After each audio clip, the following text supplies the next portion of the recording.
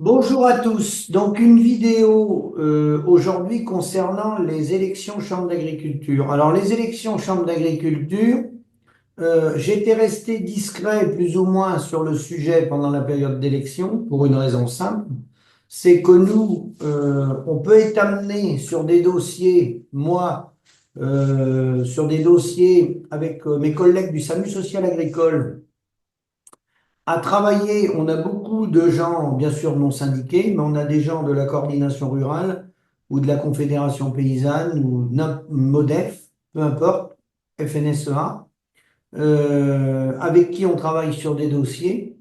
Et donc, par rapport au SAMU social agricole, l'association, comme les autres associations d'ailleurs, sont apolitiques et indépendantes. Donc, par ce biais-là, tout naturellement, on ne donne pas de consigne de vote. Et moi, lorsque je suis invité des fois dans des émissions, j'ai été invité dans des émissions où se trouvaient des représentants syndicaux, parce qu'il était invité à la même émission que moi. Je pense à Véronique Le Floch ou d'autres endroits où je me suis croisé avec des gens de la conf.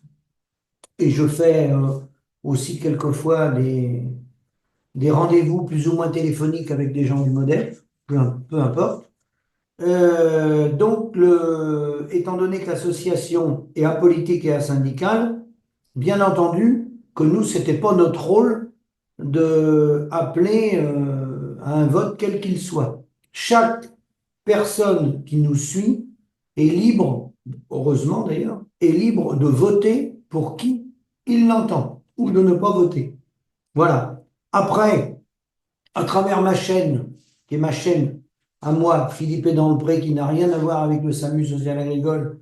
Bien entendu, si vous écoutez depuis que je fais des vidéos, vous avez vu que j'avais habillé pour l'hiver à de nombreuses reprises la FNSEA et les jeunes agriculteurs, donc la France nouvelle sans exploitants agricoles, qui sont, à mon sens, c'est mon avis personnel, en partie, en grande partie, avec les politiques, mais en grande partie, hein, les responsables professionnels, responsables de la situation catastrophique. Et ce, au niveau français, comme au niveau européen avec le COPA-COGECA, comme au niveau de l'agroalimentaire, des coopératives, et plus large que ça, hein, et des conduites de la mutualité sociale agricole et des chambres d'agriculture. J'ai bien dit les responsables professionnels à ne pas confondre avec les salariés qui travaillent à l'ODE, dans les GDS, dans les MSA, dans les chambres d'agriculture, des salariés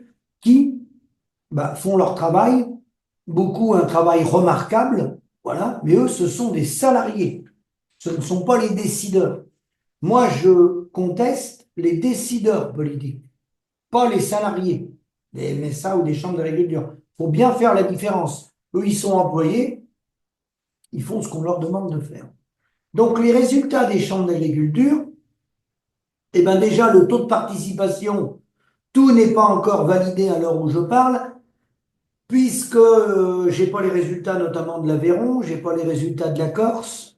Dans les Outre-mer, c'est pas terminé. Mayotte, le vote a été reporté, d'accord? Mais on n'aura pas 45% de participation. Je ne crois pas, parce qu'en vote électronique, c'est à 29,8. Donc, à mon avis, ça va tourner entre 35 et 40, autour de 38. Donc, le premier enseignement, c'est un dégoût des agriculteurs vu dans la situation dans laquelle nous ont amené nos responsables professionnels qui, majoritairement, avec les chambres, sont à la FNSEA, puisque avant cette élection, le MODEF avait une chambre d'agriculture, la Confédération paysanne en avait une, hein, et la coordination rurale en avait trois, et la FNSEA avait toutes les autres. D'accord? Donc là, que se passe-t-il avec les résultats qui ne sont pas totalement définitifs, mais à une virgule près, on a déjà la grande tendance. Jérôme Baye, en Haute-Garonne, qui avait bloqué la 64, il ne s'est pas engagé sur la liste, mais il a œuvré avec des forces vives de Haute-Garonne à créer une liste totalement indépendante. D'accord? Il est arrivé en tête. faut le souligner, c'est important. Ça veut dire qu'une association qui émerge dans un département hors syndicat gagne la Chambre d'agriculture. Faut le souligner, ça veut dire quelque chose, ça. Ça veut dire, c'est pas forcément Jérôme Bail ou toute l'équipe qu'il avait autour de lui qui ont été pris pour des stars ou des sauveurs, ça veut dire que les gens qui ont mis sa liste en tête à plus de 40%. La FNSEA a fait que 25%. La Conf, j'ai vu, a fait autour de 18%. Et la CR15, ça veut dire qu'il a plumé les syndicats. Je dis lui, enfin, le groupe de Haute-Garonne. D'accord. Ça, c'est à souligner. Ça veut dire des choses, ça. D'accord. Troisièmement, le MODEF, d'après les infos que j'ai, garde la Guadeloupe. Ils auraient donc un département. Sinon, j'ai pas vu de grande progression au niveau du MODEF. Bon, ils font des scores dans les départements comme ils ont l'habitude de faire, mais voilà, au niveau du MODEF, plutôt un statu quo. La Confédération paysanne. Alors la Confédération paysanne, elle, aux dernières élections Chambre d'agriculture, elle avait fait 20%.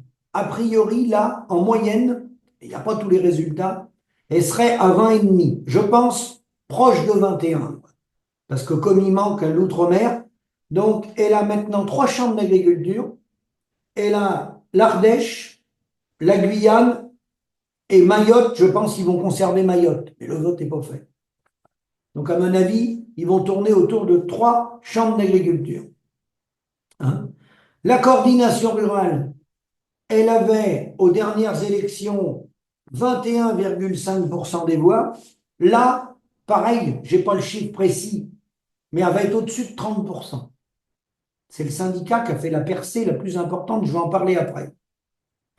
La FNSEA, ce qui est important, c'est qu'il y a quand même un rejet des gens qu'on conduit ce pays au niveau français, c'est-à-dire la FNSEA, puisque pour la première fois, elle descend en dessous de 50% des votants. Attention, des votants.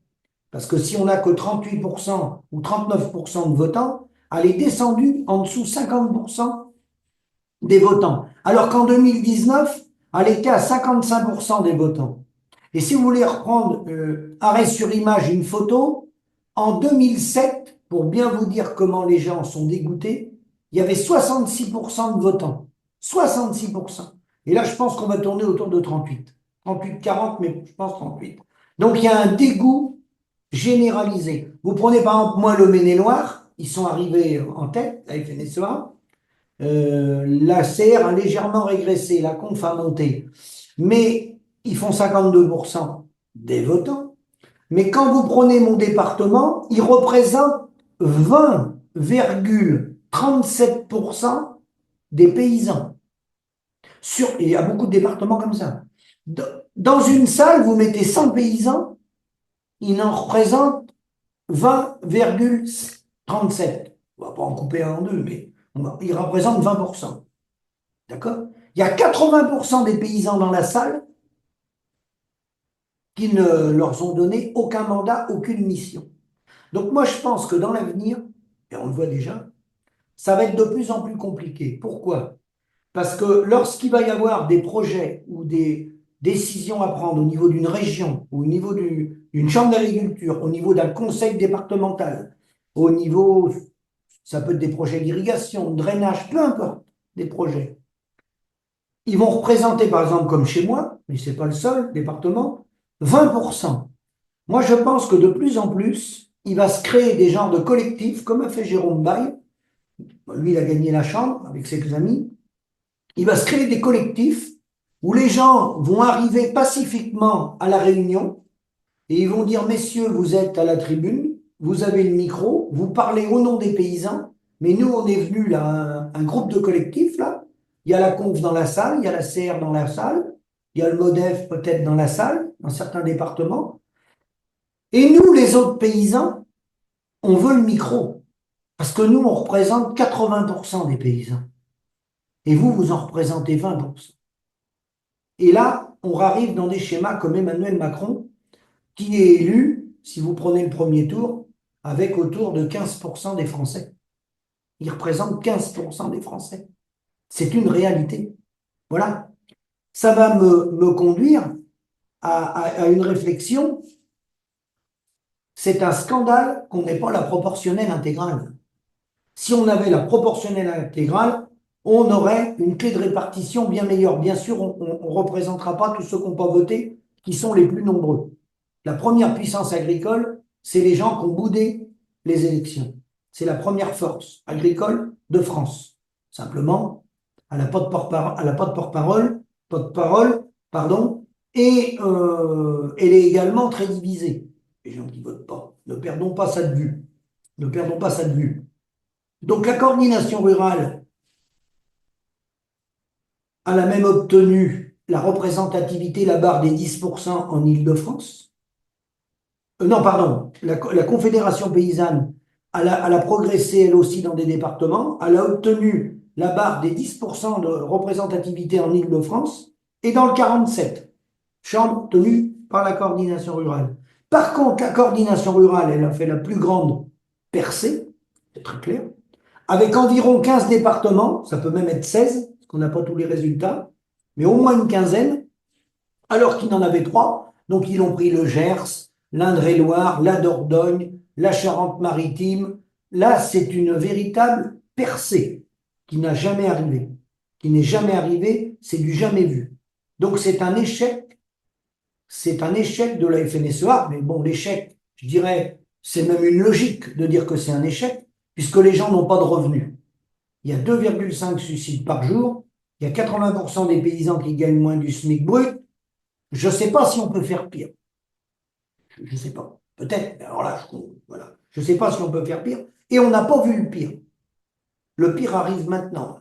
Parce que dans les 2 ans à venir, moi, je n'ai pas d'infos plus au-delà de 2 ans, mais 2025-2026, on ne sait pas comment on va continuer dans nos exploitations.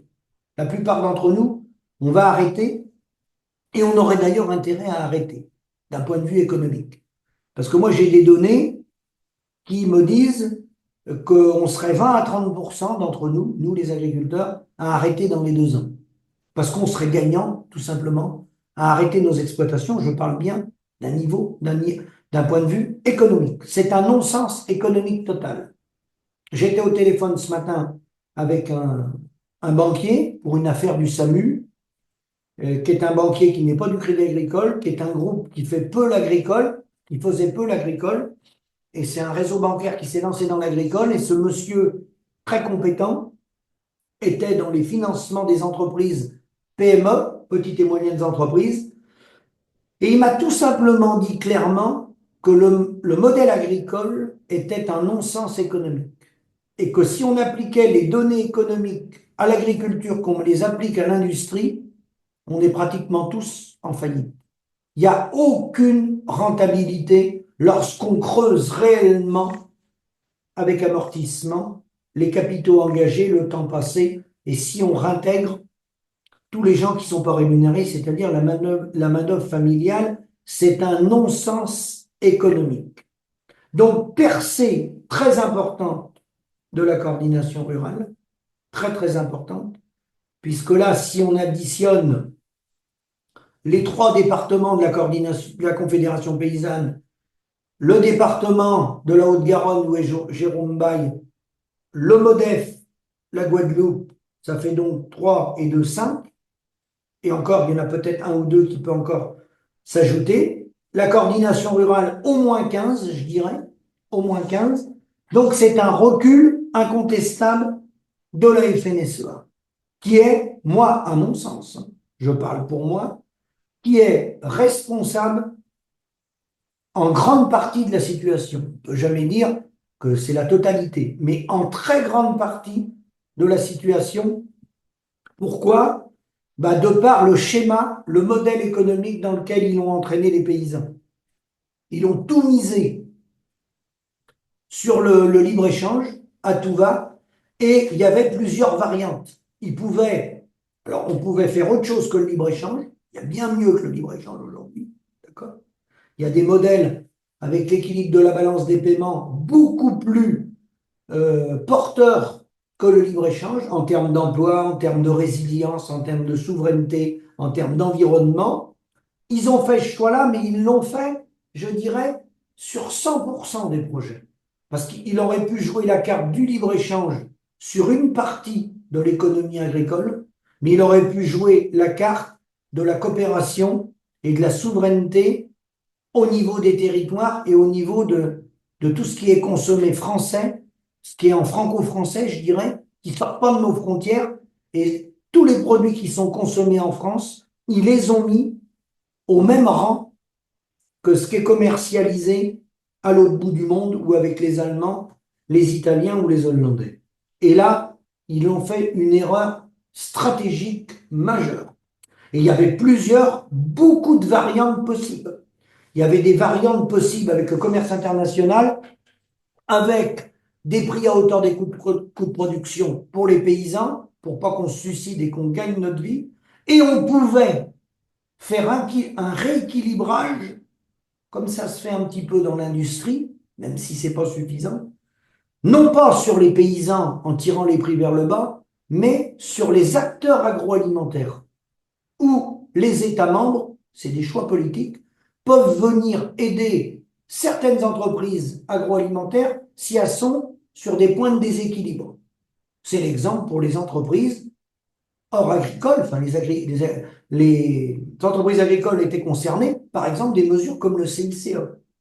On pouvait très bien faire un CICE élargi pour compenser, pour compenser, pas toutes les entreprises, mais certaines entreprises qui auraient été mises en déséquilibre avec le commerce international et garder un coût de production digne de ce nom pour les paysans afin de rémunérer les paysans qui entretiennent les territoires et qui auraient gardé les emplois en France, puisqu'on n'a que environ 27 millions de travailleurs dans la machine économique sur 37 millions potentiels. Donc on a du chômage, du RSA et des travailleurs pauvres. Et ça, c'est un choix politique. Parce que le fait de ramener des travailleurs dans la machine économique comble, ça fait des cotisants, comble le rééquilibrage via un genre de CICE, mais pas un CICE pour enrichir des actionnaires, un CICE pour rééquilibrer les différences qu'on peut avoir sur les marchés internationaux. Ça n'a pas été fait. Donc aujourd'hui, pour moi, c'est une correction pour la FNSEA. Ils ont pris une claque. Maintenant, ce qu'ont pris les chambres d'agriculture, attention, attention. Vous avez vu, les gens vont de moins en moins voter. Les gens sont écœurés au bout du rouleau. Donc, le MODEF, bon, c'est une chambre d'agriculture. La Haute-Garonne, c'est une chambre d'agriculture. Mais la Confédération paysanne, qu'en a 3, ou la coordination rurale, qu'en a une quinzaine, attention. Parce que les gens, les agriculteurs, maintenant, ils vont demander des comptes aux maçons. Le maçon, il est au pied du mur. Les 15 maçons ou 16 de la coordination rurale, ou les 3 maçons de la Confédération paysanne, va pas falloir qu'il ait les mêmes résultats que la FNSEA. Parce que le prochain coup, il y aura encore moins de votants et la percée de la coordination rurale, elle ne continuera pas. Ça peut même s'effondrer d'une élection à l'autre. Les gens, ils veulent du revenu, ils veulent du résultat. Et ceux compris les chambres d'agriculture, ils ont des moyens. J'en reparlerai dans prochaine vidéo. Ils ont des moyens qui ont été mis en place depuis 2004 et revalidés par Emmanuel Macron. Il y a des possibilités, oui. Pas sur la totalité du chiffre d'affaires de la ferme France, mais sur une grande partie. Tout ce qui est consommé en France, à travers les projets alimentaires territoriaux, les notes qui ont été faites pour la sécurité civile qui demandent aux élus de mettre en place des plans communaux de sauvegarde. Donc les chambres d'agriculture, les présidents de chambres d'agriculture, avec les élus communaux, cantonaux, départementaux, ils ont un pouvoir. C'est pas vrai qu'ils n'ont pas de pouvoir. Ils en ont un réel, sur toute une partie. Et là, ça ne regarde pas l'Union européenne. Voilà. C'est un projet réel avec des élus sur les territoires qui va ramener la rémunération aux paysans avec gestion des volumes et on coche toutes les cases, le RCE, l'environnement, etc. Et là, on va voir, dans ce compris les chambres d'agriculture, ils ont 6 ans pour le faire, il ne faut pas 6 ans pour le faire. pour le mettre en place. Tous les outils sont là. Ça peut se mettre en place en une année. En une année. D'accord? Donc, on va voir, le maçon est au pied du mur, on va voir si par rapport à la FNSEA, il y a des réelles alternatives dans ces départements-là. Après, sur le commerce international, ça on est bien d'accord, c'est toujours la FNSEA qui est majoritaire. Donc c'est pas la coordination rurale qui aura le dernier mot, ni la Confédération paysanne, ni le MODEF. Voilà ce que je voulais dire sur les élections Chambre d'agriculture. Je note que le combat va continuer et il va être très très très dur parce que j'ai eu un élu du gouvernement au téléphone il y a quelques jours et il me disait que le bras de fer continue entre la grande distribution et l'agroalimentaire et chacun se renvoie le ballon, hein, en disant le problème c'est l'agroalimentaire et l'autre dit le problème c'est la grande distribution et j'ai vu un article de monsieur Schrecher du groupe U qui dit, comme fait Leclerc et les autres, hein, qui n'exclut pas de retirer des produits si les coopératives, l'industrie agroalimentaire demandent des hausses trop élevées. Bon. Donc vous voyez, le cinéma continue, hein, et la victime, on sait qui c'est l'agriculteur. Simplement là, c'est le bout du bout, hein. De toute façon, les gens ne continueront pas à travailler en mangeant de l'argent, hein, ou en se prélevant 1 000 euros. C'est pas vrai. Ça va pas continuer, ça. Ça, on sait que ça va s'arrêter. Voilà. Donc, je vous remercie. Vous avez vu les résultats, même s'ils sont partiels, on n'a pas tout. C'est une claque pour la FNSEA. Un chat, hein. Donc, les autres, la balle est dans leur camp. Ils ont certaines chambres d'agriculture qui vont devoir gérer. Je dirais à eux de jouer. Et très vite. Pas des discours, des actes. Très vite. Il faut aller très très vite s'ils veulent qu'il y ait une dynamique pour mettre la FNSEA dehors. Je vous remercie. À bientôt.